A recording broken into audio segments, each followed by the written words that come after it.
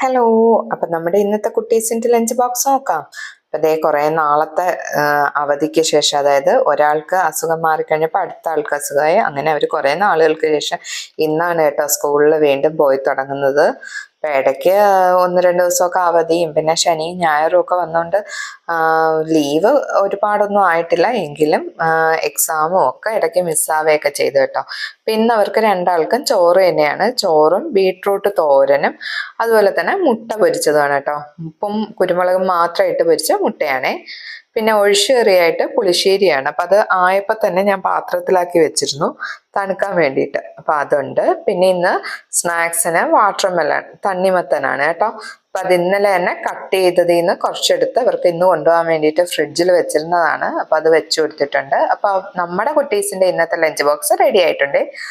ഇപ്പം എല്ലായിടത്തും പനിയും ഒക്കെയാണ്. അപ്പം എല്ലാവരും സൂക്ഷിക്കണം കേട്ടോ.